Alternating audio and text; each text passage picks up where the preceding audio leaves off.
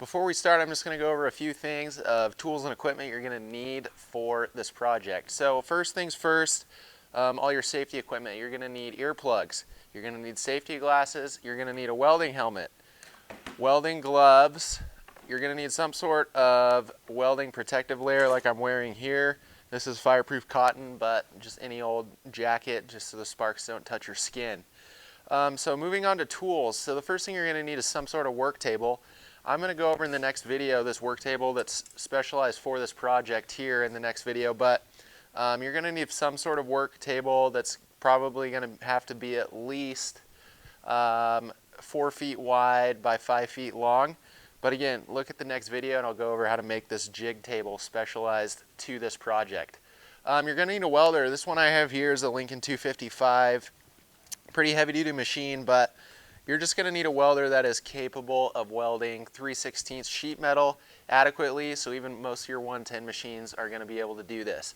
You're also going to need a bandsaw, but if you don't have access or don't own your own bandsaw, that's not that big of a problem because you can just take your cut list down to your local fabrication shop and they should be able to cut all your pieces no problem. But here I have just this smaller sized bandsaw that if you guys do have a bandsaw, most of you are going to have this size. It's just got to be capable of cutting 2.5-inch square tube at a slight angle. If you have looked at the material list already, you will see that there is some 6-inch by 3-inch tube. However, I'm going to show you how to cut that with a slitter disc. You're going to need an angle grinder. This is just a standard 4.5-inch DeWalt angle grinder. You're going to need one of those. You're going to need a tape measure for measuring your steel. You're going to need vice grips and or C-clamps. You're going to need 4 at least in total. So if you got 4 vice grips, 4 C-clamps, or a combination of both, that's fine. But you're going to need 4 of those. You're going to need a square.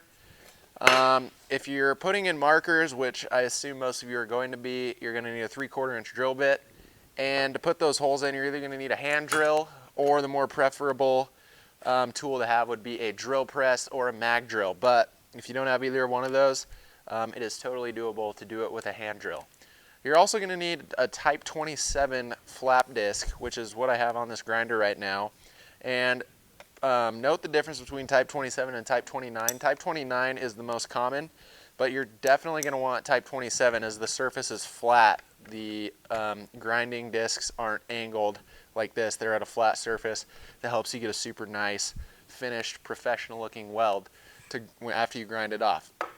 Also, you're going to need either some slitter discs, which is I'm going to be going through the video showing you how to do everything with slitter discs that just go on your grinder because that's what everyone has access to more than likely. But if you have a plasma cutter or a cutting torch, you can usually substitute those tools in for the slitter disc when we get to the part where we're going to be cutting metal. So like I said, look at the next video. I'm going to show you the specifics of this specialized jig table that's going to really make your life easier building this flatbed. But if you're just wanting to use your standard work table you already have in your shop, you can make that work too. So on to the next video, I'll show you the details.